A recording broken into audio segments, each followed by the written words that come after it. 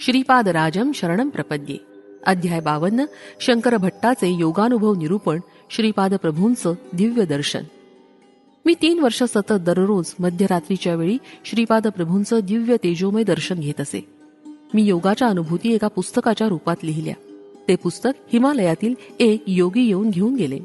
ही श्रीपाद प्रभूंचीच इच्छा असणार असं मी मानतो. त्यांच्या आज्ञेनंच हे घडलं यात तिळमात्र संशय नाही. श्रीपाद श्रीवल्लभांचा जय जयकार असो. फलश्रुती सर्व समस्या अप्रयत्नानं दूर होतील. श्रीपादराजं शरणं प्रपद्ये. अध्याय 53.